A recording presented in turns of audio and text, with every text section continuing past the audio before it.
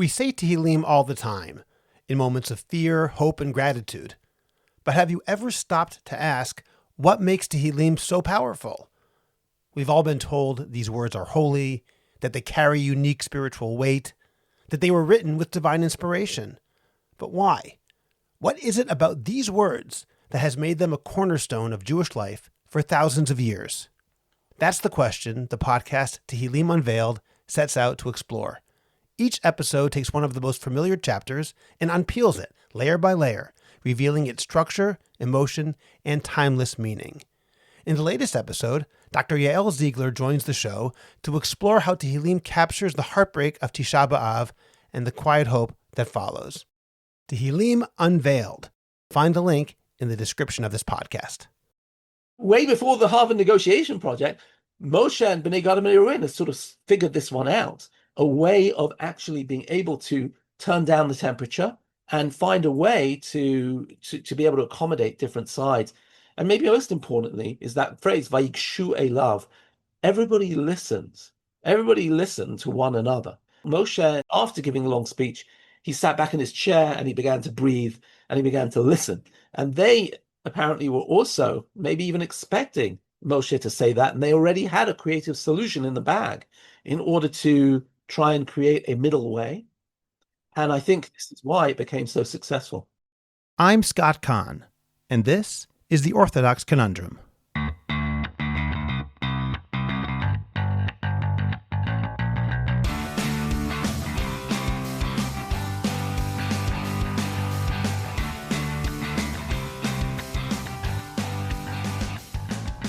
This is The Orthodox Conundrum on JewishCoffeehouse.com. I'm Scott Kahn. The Jewish world today is riven with conflicts and serious disagreements, and this has been true for thousands of years. It's well known that our sages asserted that the Second Temple was destroyed because of sinat chinam, or baseless hatred. Let me be clear. I strongly disagree with the proposition that Jewish unity means that we all agree. In fact, disagreement, even vehement disagreement, does not contradict the idea of Jewish unity. And by the same token, complete uniformity of thought is representative of societies like Babylon and Egypt, which the Torah openly denigrates. I wrote an article about this on the Orthodox Conundrum Commentary Substack called Real Jewish Unity, and it's linked in the show notes. But while Jewish unity does not mean that we stop expressing disagreement when we think someone is wrong, it does mean that we do so in a respectful manner which does not deny the humanity of those on the other side. Rabbi Alex Israel, citing Rabbi Jonathan Sacks Zatzal, suggests that the story of the tribes of Reuben and Gad and their conversation with Moshe that we read this past Shabbat offers an excellent blueprint of conflict resolution. And far from being theoretical, we can apply the lessons we see in Moshe's interaction with these tribes to some of the issues that plague us today, both personally and communally. Aside from Rabbi Israel's commentary on the story itself, he also outlines the 4 rules of negotiating of the Harvard negotiation project. Namely, to separate people from the problem, focus on interests rather than positions, try to find creative solutions, and to insist on objective criteria of compliance. He explains these in the context of the story that we find in the Torah, and he also talks about the natural conflict between truth and peace. Finally, he and I went through some of the most intractable problems today and discussed how these rules may or may not apply to resolving them. It's a conversation that I think is crucial in the days leading up to Tisha B'Av. We'll get to that discussion in a moment. First, I'm excited to announce that we at Jewish Coffee House are continuing to expand the conversation by bringing you, our listeners, into the mix. Introducing JCH Q&A, an exciting new podcast where listener-submitted questions are answered in a thoughtful, honest, and engaging way. We plan to dive deep into your pressing hashkafic, political, and philosophical questions. We're looking to address the ideas that matter, the issues that challenge us, and the topics that spark real curiosity. Nothing is off limits, and all submissions will remain anonymous. To submit a question for our first episode, you must be a member of the JCH Podcast WhatsApp community. To join, look for the link in the description of this podcast. We look forward to receiving your questions. Remember to subscribe to the Orthodox Conundrum podcast wherever you get your podcasts. Please rate it and write a review. Continue the conversation on Facebook by joining the Orthodox Conundrum discussion group. Subscribe to my Substack, Orthodox Conundrum Commentary. Check out the link in the description of this podcast to get your free subscription today. Finally, in 2025, the best way to promote your organization, your business, or yourself is to create a high-quality podcast, and JCH Podcast Productions can help you make that happen. Whether you want to learn how to start your own podcast or want to improve the podcast you already produce, we will make it happen. Write to us at aliza@jewishcoffeehouse.com. That's ALIZA at jewishcoffeehouse.com. And let's get started with your high-quality, memorable, and effective podcast. Rabbi Alex Israel is a popular author and international lecturer. He teaches at Yeshivat Eretz HaTzvi, Midreshet Lindenbaum, and Matan, and is an educational consultant for the Rabbi Sacks legacy. His daily podcast, the Tanakh Podcast, teaches a chapter a day of Tanakh. This summer, he will have completed podcasts on every chapter of Nevi'im and Ketuvim. Rabbi Alex Israel, thank you very much for coming back and joining me again on the Orthodox Conundrum podcast. It is a pleasure to be with you. Today we're going to be speaking about a form of conflict resolution, but we're going to get there in a little bit because we're going to start off talking about something which I believe is going to be relevant both for the upcoming fast of Tisha B'Av, as well as regarding the Parsha that, when this is released, we will have read a couple of days earlier, Parshat Matot Maseh, regarding the tribes that decided to stay on the far side of the Yarden, the Jordan River. I don't know exactly where you're going to go. You told me what you'd like to speak about, and I was very excited about it. So perhaps we can start off, Rabbi Israel, by your telling me the basic story that we're going to deal with. Okay, so before I even launch into the story, let's just say one of the reasons why I was really attracted to this particular parsha this year. I reread it recently. I was teaching Sefer Bamidbar at Midreshet Lindenbaum, where I teach, and when I came to teach it, this explanation somehow, how should I say, emerged, and I felt it was very relevant. We're living in very contentious times in almost every democracy, and here in Israel, we have gone from a period of Ken Bibi, Lo Bibi, to a period of arguing over the legal reform, and now all sorts of arguments about hostages and defeating Hamas. And sometimes it just feels we're in a very fractious environment where people are in their bubbles, and it's very, very difficult to have conversations. And I'm so happy when I'm able to really have a conversation. And this is a situation in which Bnei Israel are on the verge of entering statehood. They are literally poised on the border of Eretz Canaan, talking about, the idea of setting up their own country. And we have here a situation which is phenomenally explosive. And interestingly enough, rather than so many of the events which happen in the second year of the wilderness, which crash out, for example, the Korach rebellion, which, ends up without real resolution, and certainly the spies episode, which causes such a debacle that it leaves them in the wilderness for another whole generation. This is a model of mediation, we might be able to say. They actually reach a point where there are strongly held opinions, and we're going to hear the strongly held opinions in a moment, and yet there is some sort of resolution which is made between the people and Moses, so that they can all move ahead with some sort of contract. And therefore, maybe it can be a model. Maybe it can be a model of listening, maybe a model so that conflicts don't get too raucous or too bitter and too entrenched. And maybe we could do with a little bit of that in the 3 weeks where we talk about how our arguments sort of brought about rack and ruin to our country. And that's why I thought it was relevant. I'll also, full transparency, say that this area of conflict resolution, maybe that sounds like a very academic term. If I want to put it in rabbinic terms, I might call it actually pshara. There's a discussion about in the Talmud whether you need to go according to the law or whether you can create a out-of-court settlement which is mutually agreed upon. It's an interesting discussion, and I've always been attracted to this area of law. And last year I actually signed up and graduated as a mediator. So this is something which I have sort of invested a little bit in. It was actually fascinating having to practice the art of mediation. I was awful at it at the beginning, and slowly they taught us how to listen and how to really see the other side of things. A lot of it is this active listening, where you say, well, Am I understanding you right? Is what you're saying this after I did this for a few weeks and I suddenly found myself doing this at home to my wife, which made my wife very, very happy because she, I think for the first time in 30 years of marriage, actually felt understood. So there can be fringe benefits to training as a mediator.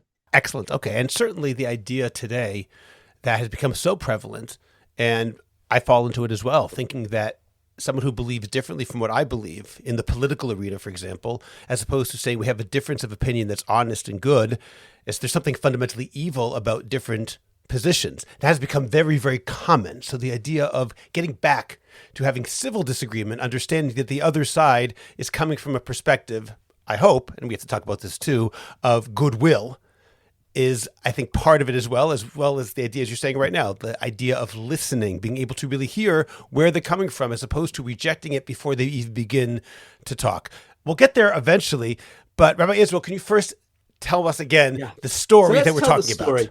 Let's tell the story. As I said, the Israelites are poised on the border of the land of Canaan. The only thing they have to do is cross the Jordan, and then they're in. And they have already actually captured some land on the Transjordan, the land of Sichon and Og. They were attacked by Sichon and Og. They defended themselves and took over their territory. So there is land controlled by the Israelites on the east bank of the Jordan, but essentially the assumption is we will only get into Eretz Canaan once we cross the Jordan, at which point we hear the two tribes of Gad and Reuven who come to Moses. And it tells us, actually, the first word in the parasha, which is going to be relevant, is the word mikneh, meaning sheep, meaning livestock. Interesting word, by the way, because mikneh clearly comes from the word kana. It's sort of like nowadays we would use money, but then maybe you gave somebody a sheep for a few barrels of wine or oil. These are what we call in halachic terminology metaltalin. They're things that you can actually move and use for transaction. And they say they have a lot of sheep, and they say this is ideal sheep land. This is ideal pasture land.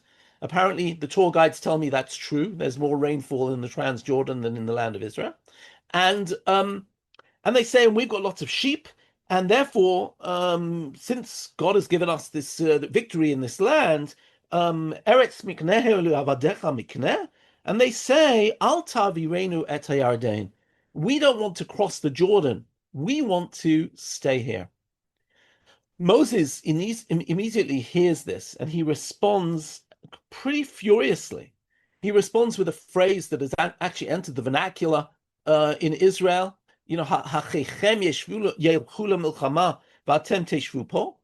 your brothers going to go and fight, and you're going to, betray them? You're not going to be part of the war? So that's maybe the first moral point where he says this is a moral travesty that the rest of the nation will be fighting, and you will be sitting on your farms. What we actually hear later on from Dvorah, Lama yashavta beina mishpatayim lishmoa shrikot adarim. Right, Dvorah accuses the tribe of Reuven that they're disconnected, that they're not empathetic, and he then launches into a second thing, and he says this is exactly what your forefathers did. This is the story of the Meraglim. People came back.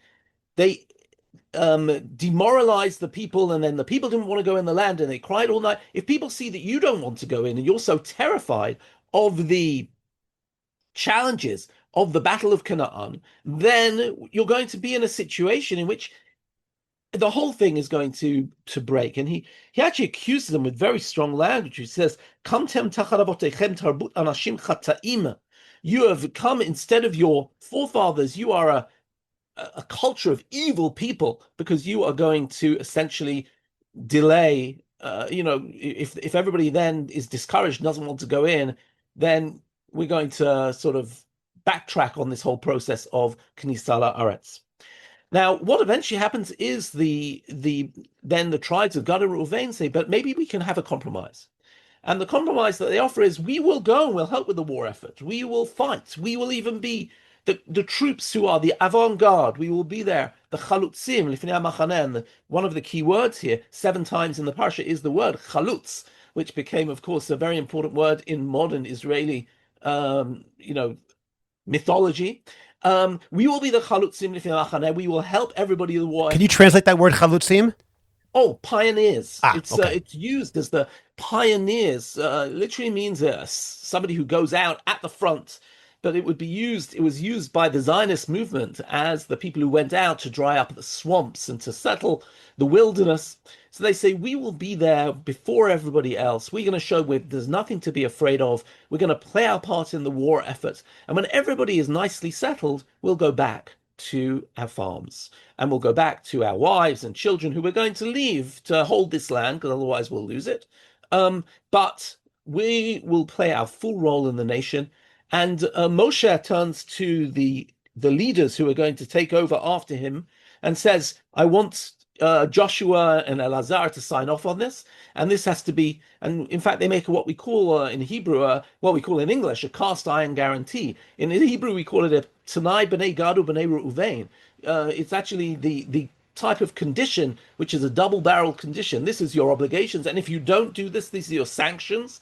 And they come to a deal.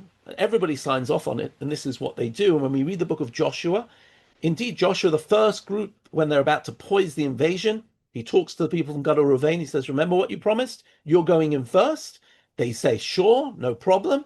And we read that only after all the wars of Joshua over, the troops of Bnei Gad and Reuven go back to their families after many, many years of fighting. And that is the story. So let me mention a few things which I know different commentators have discussed. Among them is the fact that Moshe seems to jump to a conclusion. In fact, it could be that even the text itself gives a hint to this, given that when the sons of Gad and Reuven come to Moshe and they say, well, we have a lot of livestock, of mikneh, then there's a break. There's a little bit of a textual break. And then they ask for what they ask for. We'd like to stay here. There's no break. And Moshe immediately jumps in and says, how could you do this? It doesn't have a break. There was no consideration. Now, that's not a proof, but it seems to be a question. Did Moshe jump to conclusions correctly, that that's actually what they had in mind? Or was Moshe incorrect in his assumptions about that? Is he assuming something? Because he immediately says, you're going to scare everybody, and he jumps right to the Meraglim, the spies, and makes a very, very serious charge against them, comparing them to among the worst villains of Sefer Bamidbar, in fact, the whole Torah. So it's interesting to wonder what was really happening when they came back and said, you got us wrong, this is not what we originally intended, or, okay, you were right, this is what we intended, but we have an answer. And I'm curious how you're going to handle that. Right. So I actually would like to give you both interpretations. Thank you. That was a perfect segue.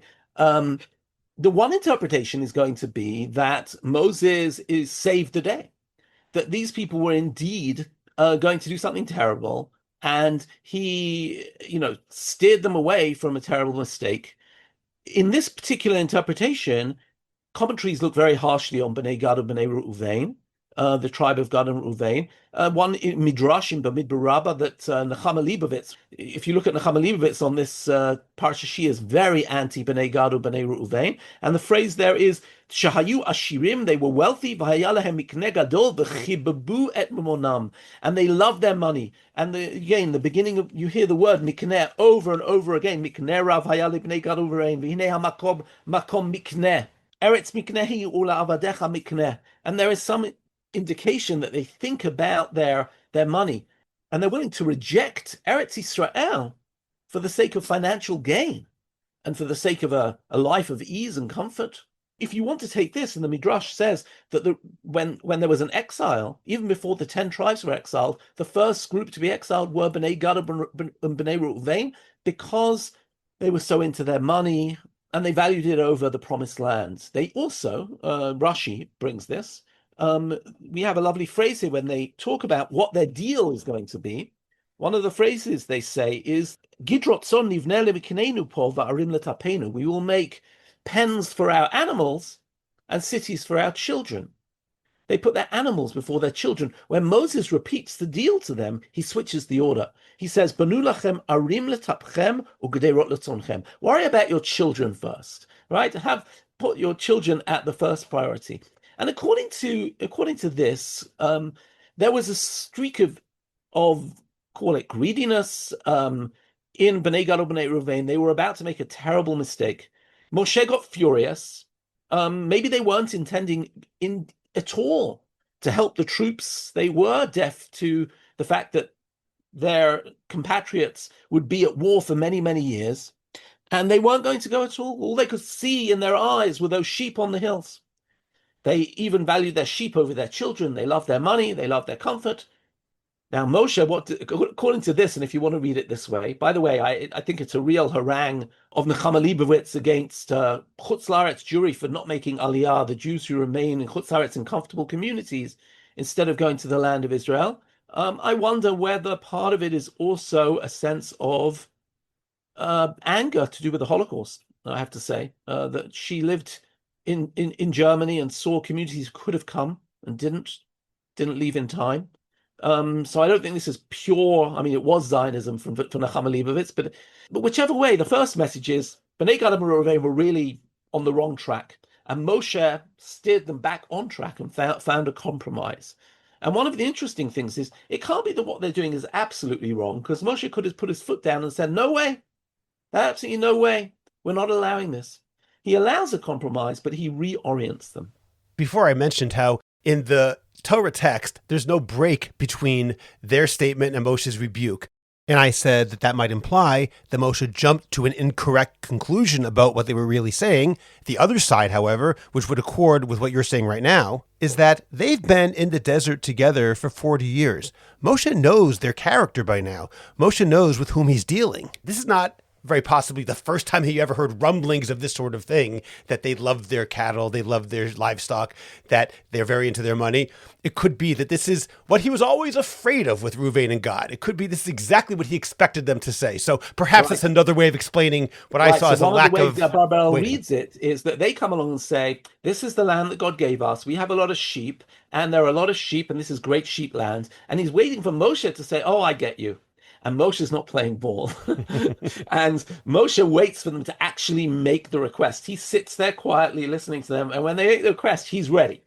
But he was going to make them actually, indignify themselves. And he knew exactly what they wanted, but they have to actually spell it out. So if you want to read it that way, I'll just say one thing, because when we discussed how we were going to do this, you also said that, that what messaging, can we learn from this? And I was thinking about this approach and what messaging, and it really is an interesting question about, let's call it, how much we value our financial comfort. And here I'm not talking about diaspora in Israel, I'm talking about in general, when we put our creature comforts in front of our ideals, or even I'll say it slightly differently, when we don't pay enough attention for our children because of other things. And I'm not even going to go into our careers, because we all have important careers. But let's just talk about this little thing in our hands, right? How often are we doom scrolling instead of actually having an opportunity for conversation with our children?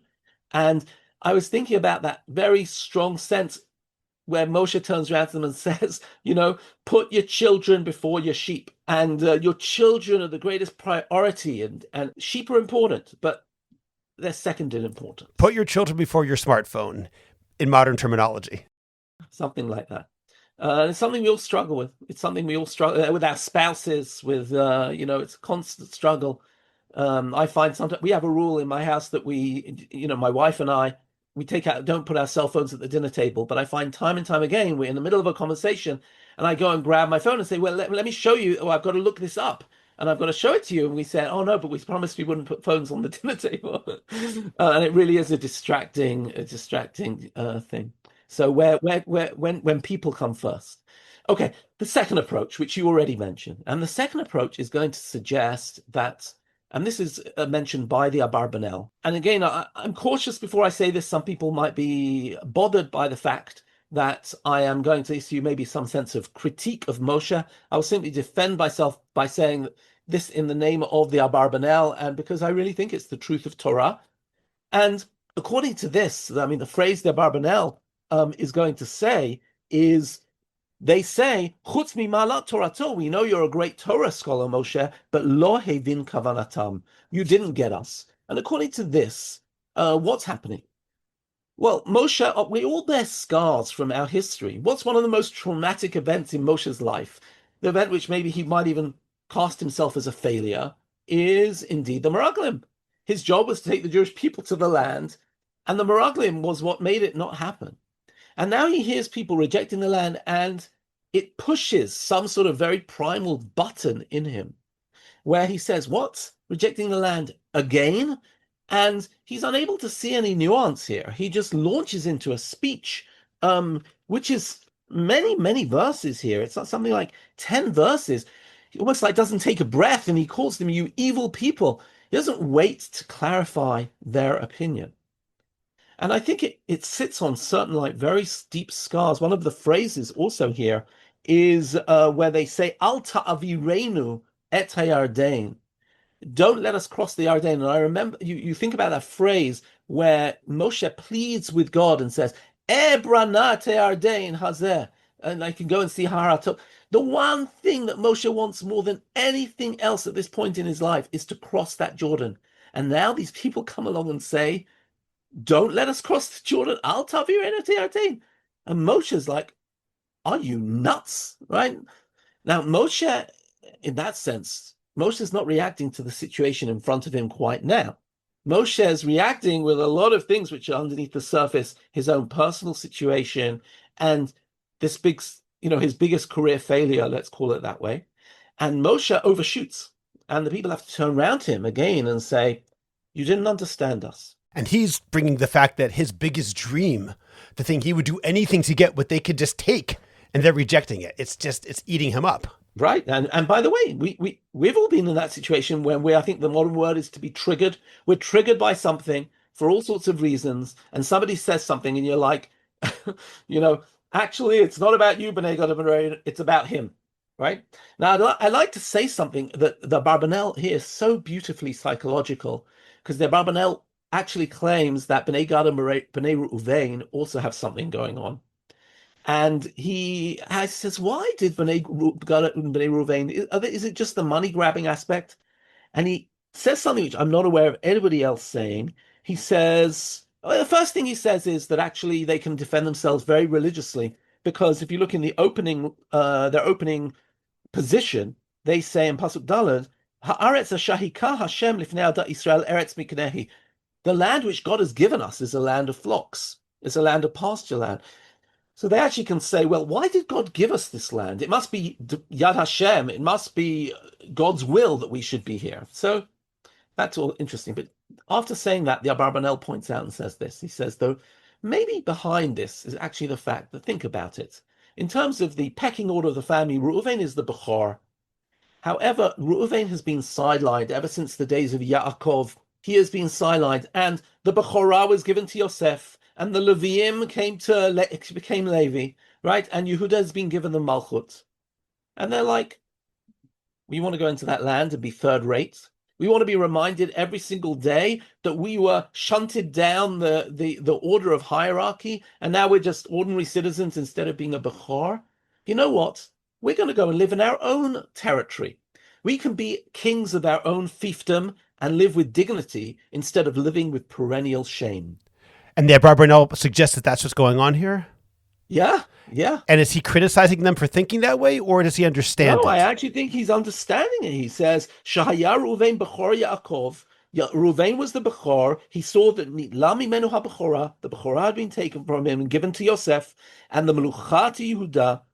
Ulechein Katzta Shevet Im Achav. He didn't want to be with his brothers. Ki Cherpa Hayalo. It was a mark of shame to him. Shim Shalu Bot Tzeirim Imenu, that his younger brothers should rule him. He wanted to just be alone. You know what?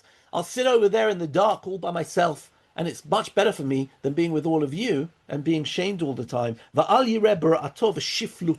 He shouldn't see his indignity. And we've seen this before, or I should say, this is anticipated in things like the story of Yiftach and various other people that don't want to be with those who shame them. Right. So first of all, I feel like we're coming into a situation where everybody is ta'un. Everybody has things which are, everybody's got their pekalach. Everybody's got things which are in their past. Nobody's coming objective to this situation, right? Reuven have a certain, a sense of insult. And they have a reason why they want to be here, which isn't simply financial, right? And Moshe has also got his thing. And we're dealing with people who bear scars. And therefore, the possibility for, first of all, an explosive situation, and also for misunderstanding is intense. the Abarbanel then comes along and says that's one of the reasons why, because they realize Moshe has been so triggered. When you see they actually talk to him a second time in Pasuk Tet Zayin, it says Vayikshu elav vayomru. They come up with a suggestion which they had already thought of, but they say it to him on the side.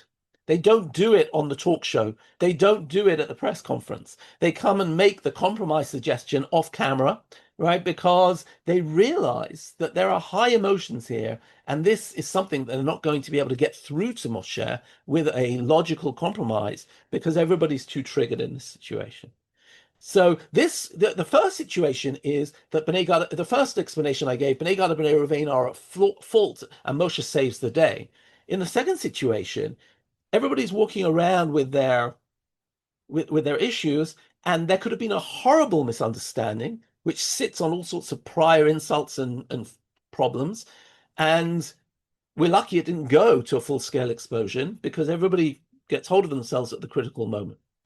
And how to do that is going to be the conflict resolution piece. Yes. If I can add just one point, which may or may not be relevant over here, the question then becomes, what about God? What was their reason? And then the answer might be, well, they and Reuven were next to each other. They were geographically connected near the Mishkan. They were camping together under the same flag. But then what about Shimon, who was also there? Well, I would argue that Shimon just had a very serious run-in with Moshe with the whole daughters of Midian situation. They probably, if we were to say they knew they were asking something which would be controversial, maybe they said, the last thing we can do now is do this again, because Shimon was even more disenfranchised than Reuven was in many ways. Right. Interesting. Yeah, there's no doubt that Gad and Reuven, as you say, and Shimon are part of the same, they're all in groups of three around the Mishkan, and they're part of the same camp. So clearly they developed a sort of camaraderie during this time. But it's interesting what you're saying about Shimon, right? Shimon actually, in the story of Benot Midian, of Baal Peor, right, there they seem to be very involved in Baal Peor. And you notice in terms of the census, their numbers go down. I wonder whether Shimon had originally been in the group and they'd already started befriending the locals, right? And because of the debacle that happens there with Benot Midian, they pull out of the coalition. Who knows? That's an interesting suggestion. Not really relevant to what we're discussing, but just wanted to throw that out. No, I will simply say that it certainly is interesting in life in general how often people can be triggered, and sometimes somebody maybe as a manager in a company, or maybe as a somebody working in a shul, right? Sometimes somebody gets very angry, and it's not really about the shul; it's about stuff that's going on in their life. And there are times when, but it doesn't make it any easier. Sometimes it makes it harder, right? And when there are things beneath the surface. And the question is whether we can somehow slow down and find a way in order to move forward. And that's where I want to get into the conflict resolution piece. Okay, let's go there now.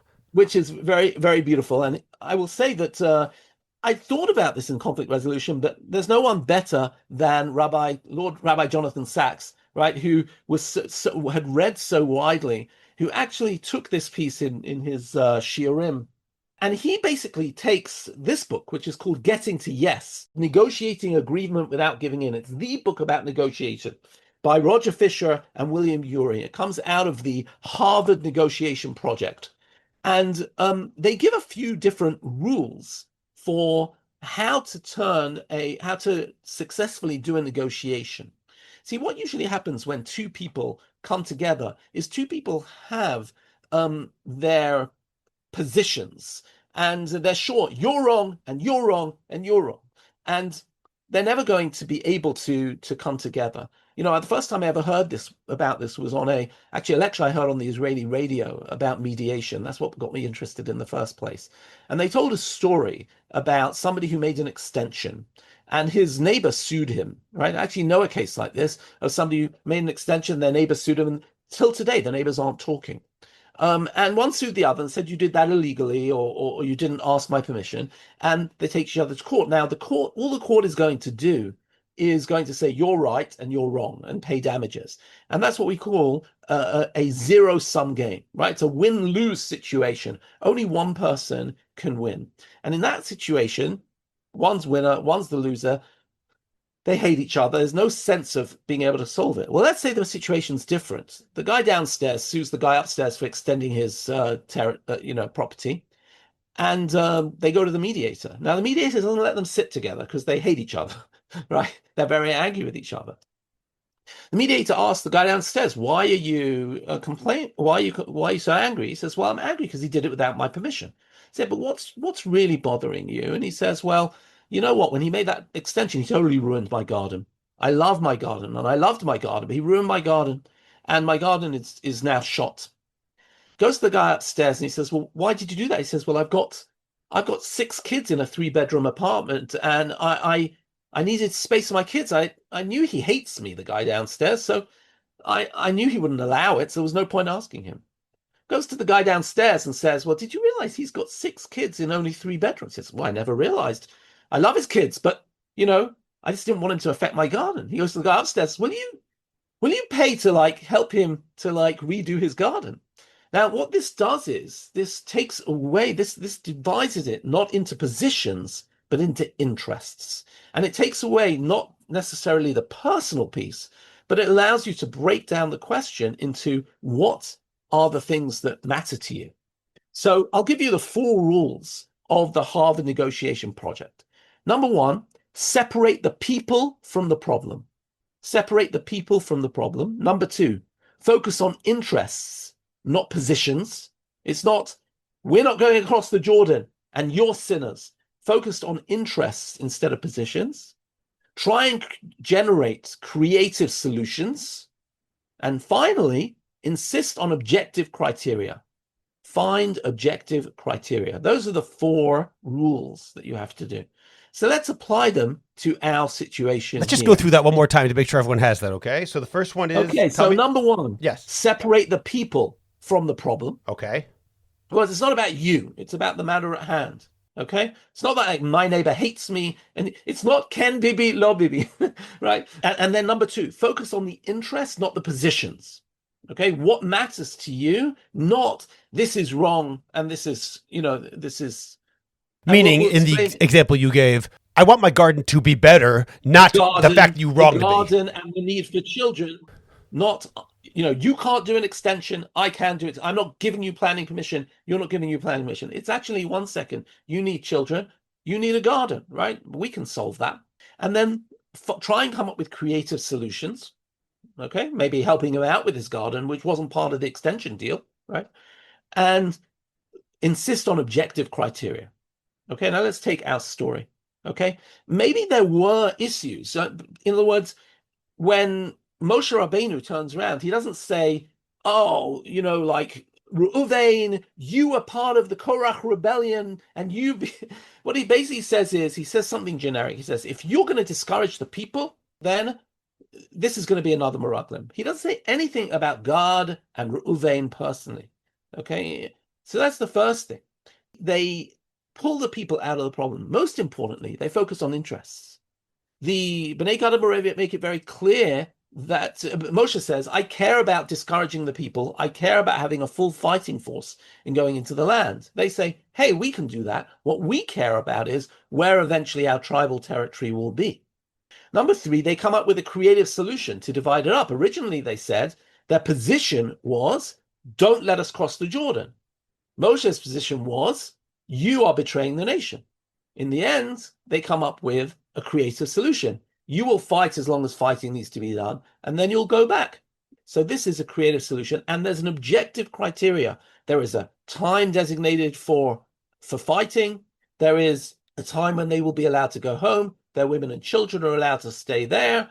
And this will be adjudicated by the leaders of the next generation, because Moshe knows that he won't be the custodian of all of this. So that's the objective criteria of the creative solution. These are the objective criteria. And this becomes, if you want, not a zero-sum game, because it's not you're right, you're wrong, you're a Rasha, you're a Tzaddik, right? But this becomes a practical problem, which we can break down. Nobody's trying to be bad here. Everybody is just following their interests. And there is a way to actually come along with some sort of middle ground. And I guess what maybe part of the first one is separate the people from the problem, is whether through this process we can actually, what happens in a mediation is that sometimes you can even reach a point where you develop an understanding of the other side, that you say, "Oh, I just thought he was being a nuisance, right? But he wasn't even aware, right? I live in an apartment block and everybody leaves their bikes on the path. They don't realize that it's difficult for me to walk and that I need a slightly wider pathway. And the people say, "Oh, wow, if I realized that you needed, somewhere for your walking stick or somewhere for your, then my kids, of course, we love you. We would have been careful about it, right? It's not just and people just don't, and he thinks that just the children are brought up badly. He says, you don't raise your children well. And he's like, what do you mean? I'm a very good parent, right? And the other one says, and when you understand what's really irking the person, right, the interests instead of the positions, and it's not about people, but it's about the problem itself. When you create new solutions, and you have some sort of objective criteria, then the temperature's lower. People can actually come out in a situation where instead of being in conflict, they're willing to see the other side. They're willing even to move ahead with a greater sense of concern because they understand it's my job to allay the concerns of the other side. And each side can sort of be able to be a little more sensitive to the other side. And that's an ideal negotiation. And what Rabbi Sacks did in his piece here is he actually takes these criteria from this book, Getting to Yes, and he says, wow, that's exactly what, way before the Harvard negotiation project, Moshe and Bnei Gad and Reuben has sort of figured this one out, a way of actually being able to turn down the temperature and find a way to be able to accommodate different sides. And maybe most importantly is that phrase, Vayikshu Elav. Everybody listens. Everybody listened to one another. Moshe, after giving a long speech, he sat back in his chair and he began to breathe and he began to listen. And they apparently were also maybe even expecting Moshe to say that, and they already had a creative solution in the bag in order to try and create a middle way.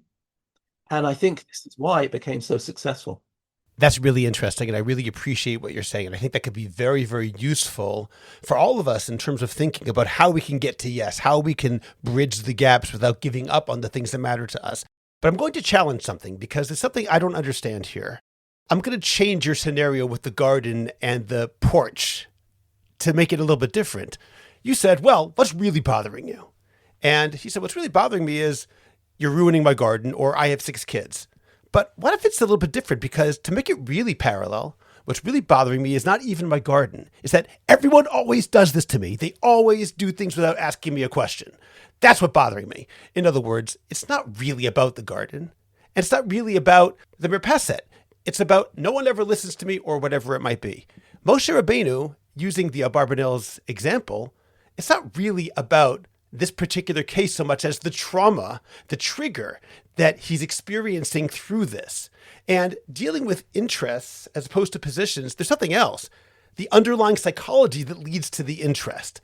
And I'm wondering how this kind of thing can deal with that real thing, because as much as we want to say, it's really just about, I want my garden to be better, but it's not really about that. It's I want people to start, or in my example, I hate it when people always do whatever they want without, I'm always ignored or whatever.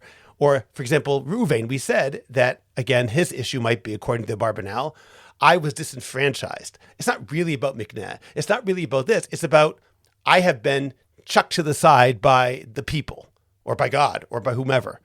So how do we deal with that to get to the underlying issue? Yeah, it's a really interesting question. And I'm not sure it's easily resolved. When people are really deeply hurt, they aren't always rational.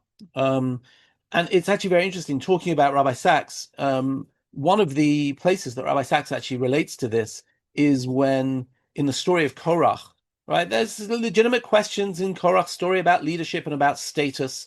But at a certain point, Moshe says, Lo chamor echad mehem nasati v'lo harayoti et echad mehem. I didn't take anybody's donkey. I've never been bad to anybody. In other words, what he says is, I've been a leader of integrity. And the interesting thing is, in the whole narrative, nobody ever accused him of that. And on that particular passage, Rabbi Sacks says, Moshe, you're taking this personally. And as a leader, maybe Rabbi Sacks was a leader who was attacked not a small amount in his career as chief rabbi.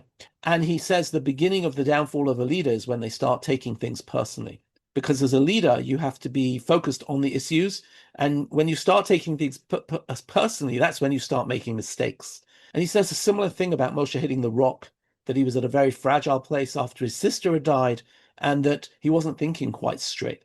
And I guess, what that actually shows is that Rabbi Sacks, who was affected by many times that people attacked him, and they attacked him personally, theologically, and in terms of his leadership of the community, knew what it was. He obviously had those moments where he felt himself sliding into personal insult, and then he grabbed himself and said, no, don't go there, because if you go there, you will make significant errors. So I want to agree with you, Scott, and I want to say that, when you've got a person who's so deep in his insult, he might actually be a person who it is difficult to reason with. And I guess and mediation doesn't always work. And one of the ideas is to try and get people possibly into a process where, instead of their amygdala, fright, flights, our sort of very primal triggers coming out, we're able to use our thinking to override our emotions. And when we get into a problem-solving mode, then we can sometimes find some middle ground.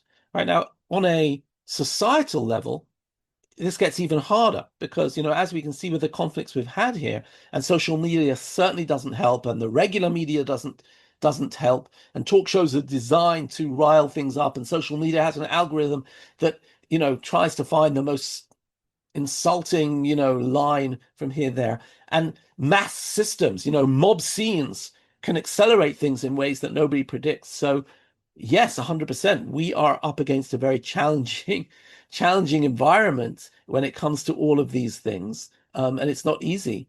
But to my mind, it's imperative that leaders, that's why I'm thinking about this story, because this is a story where, after having so much go wrong in Sefer Bamidbar, we're on the verge of going into the land. The first generation didn't get there, and the second generation must get there. And there are all these situations which so could have derailed it. And you see Pinchas's act of zeal, right, which is for another time. And you see this story, and these are stories where, in all sorts of moments, people manage to keep things on track. And it's fascinating to study and to learn from these models.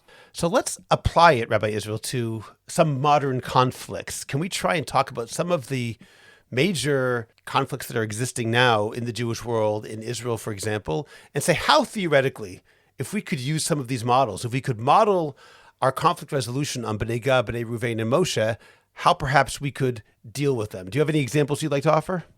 Well, an example that it's a bit of an old one, but it's something I'm partial to. The Women of the Wall was a great example, where the Women of the Wall who wanted to pray at the Kotel, and Natan Sharansky worked very hard. He realized that this had real implications of insult for the non-Orthodox movements, and for which was a large swath of diaspora Jewry. And he worked very hard with the Jewish Agency and what have you to try and come to a middle way. I know somebody who used to go to the Kotel every single Rosh Chodesh, very religiously and devoutly. And there was so much rioting, there's no better word, there, and horrible behavior, that he just totally stopped going for Rosh Chodesh and decided to come up with a different solution because he just couldn't stand it. And that was an example where people were being dogmatic, a compromise was reached. The Israeli government signed off on it. So did other groups there was a men's section, a women's section. There was meant to be, they called it the Ezrat Israel, an area where, there could be groups it still exists. It's a platform on the side of the Kotel. And had it been successful, I imagine it would have become more and more deeply established. But there wasn't agreement. So one of the issues, as you say correctly, Scott, is whether there's any goodwill, or whether people say, there's a zero-sum game, but it's in my direction. If you don't do this, I'm going to bring the house down. Part of the problem I have, and I think this would be wonderful if it would work, and we should all try and do it, and I don't deny that, but I'll speak personally.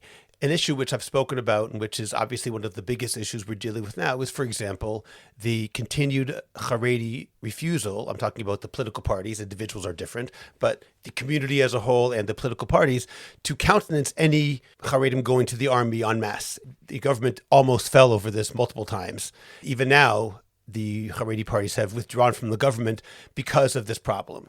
And As someone whose son is currently in the Army and who has a son-in-law in the Army and a future son-in-law in the Army, it's hard for me to look at this and see both sides. I've seen all the arguments because I've talked about it a lot. And every time I see them, I can't help but think, and admittedly, I'm bringing the fact that I have family in the Army to this, so I realize it isn't objective, but I can't see that side. To me, I have a hard time understanding in any way other than one side is doing the work and one side is getting out of the work. And any attempt at compromise, from my perspective, is rejected. It's not, let's find a middle ground where some will stay in yeshiva and some will go, which I would be okay with. That's not what's happening. It's no, no, no, no, no. And how am I, as an observer, supposed to relate to that and say, well, let me try to find some mediation, some conflict resolution where I can respect them for their position? Because right now, I don't respect that position. Yeah, I also obviously have a very hard time. I've also got like 3 boys in the Army, but I will tell you a way that I am able to, how should I say it, see their position, even though I deeply disagree with it. And we're here in the 3 weeks and we're talking about galut. And I see the Haredi position as a symptom of galut. In galut, we were stripped of our land and stripped of our statehood. And Judaism became something which was merely, call it communal, the Judaism of the Beit Knesset and maybe of the Beit, right?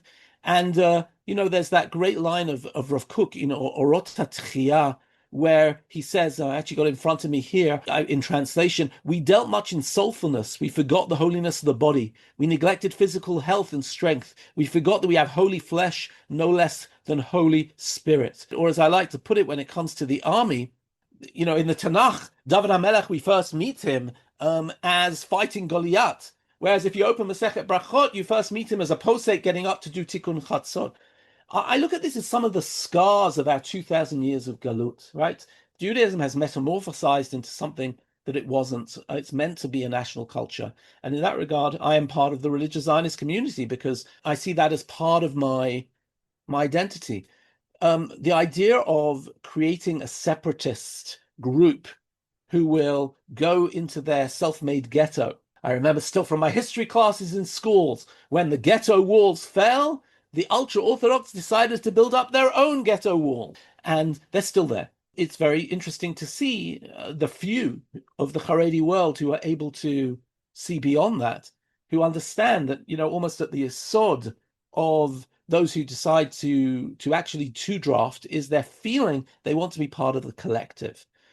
And I hope, if I can use a Cookian, Rav Kook really believed in evolutionary processes, that they will become part of society for economic reasons, and that eventually, they will give pushback to their rabbis and to their so-called gedolim. I have difficulty seeing them as the gedolim because they're certainly not my gedolim.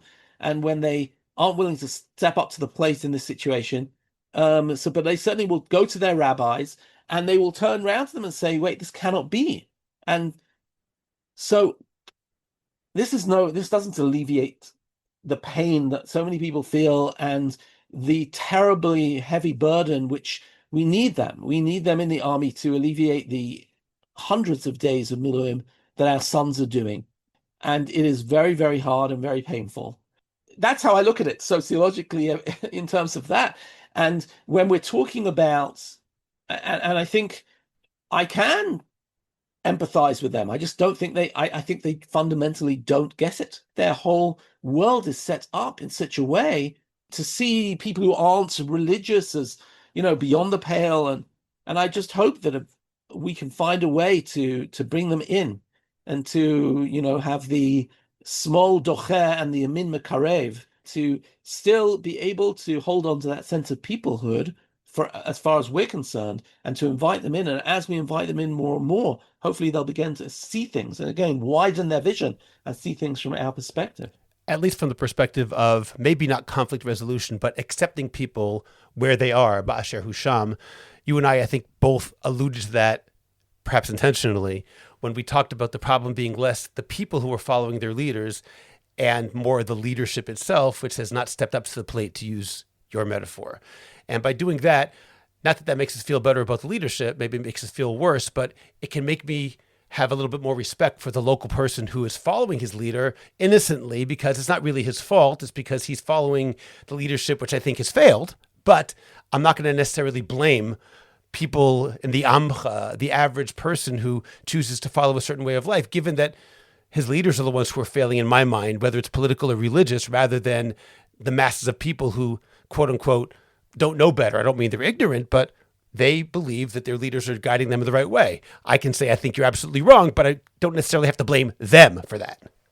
But maybe for us, we have to focus again on the interests and not allow ourselves to slide into that bitterness, right? And not to slide into, because that's exactly what we've got to try and do.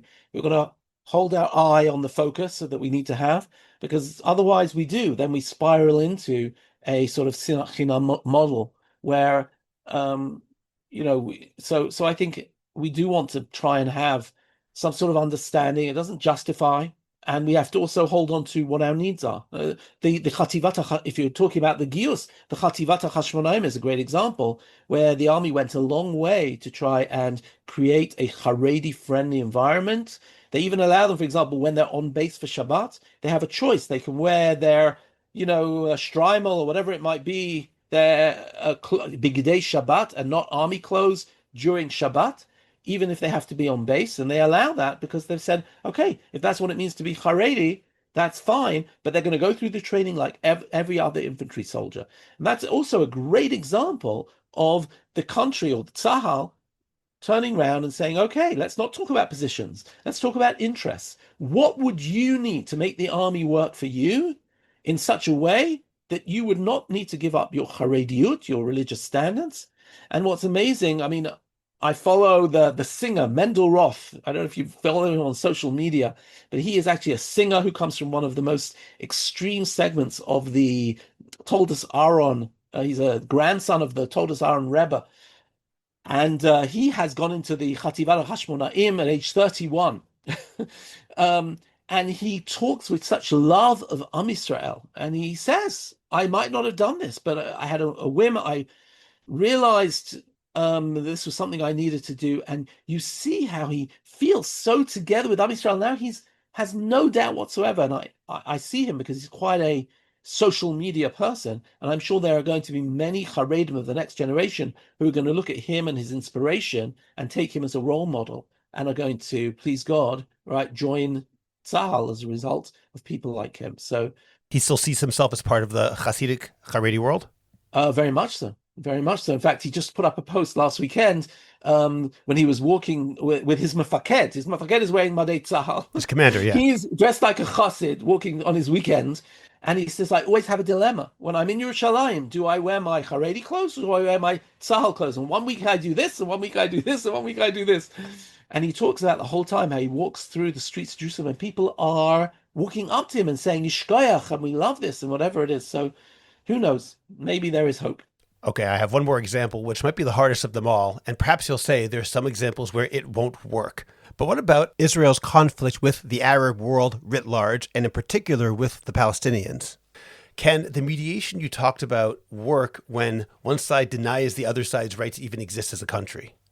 I don't think so. Okay. I don't think, if I'm not willing to sit in the room with you, if I'm not willing to engage with you, if while I am negotiating with all sorts of things, on the other hand, I'm planning to eliminate you, then that is not being an honest situation. One of the interesting things when it comes to the world of pshara, if I take this back to Tanakh, you have Moshe and Aharon, and we all, probably many of us have heard of the Midrashim about Aharon, who was Ohev Shalom for Odef Shalom. And one of the stories, right, what he actually does is he goes to people who have an argument. He goes to this one, and he says, your friend's so upset. He goes to that one, and he says, your friend's so upset. They actually weren't, and brings them to one another. The question is, why didn't Moshe act that way, right? Why was it only Aaron who acted that way? And it says, Moshe, right, hochichan bidvarim kashim. We'll put it very simply, as the Gemara says in Sanhedrin, Moshe was the symbol of emet, and Aaron was the symbol of shalom. Truth and peace. And frequently, even though if you ask anybody in the room, do you agree with emet? They'll all say, sure. Do you agree with shalom? Sure. Emet and Shalom don't always go on. Like you give the Palestinians suit. My Emet is that Eretz Israel Shalanu. The Palestinians feel the land is ours. If everybody's on their Emet, there won't be any Shalom. If there'll be Shalom, it sometimes means a compromise of Emet. And we've got this interesting phrase, which is spoken about the situation of the 3 weeks. Vaha Emet, Vaha Shalom Ehabu. Frequently, Mishpat, the court, is a zero-sum game. There's a winner, there's a loser. Compromise sometimes means putting your truths aside and finding a middle way, finding those creative options. There has to be a certain goodwill to be able to reach those creative options. And that's exactly what the halacha calls pshara.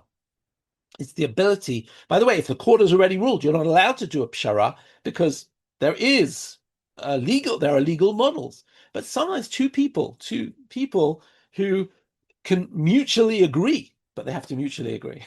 And that mutuality has to be with a sense of respect, that the minute you walk out the courtroom, you won't break down the house.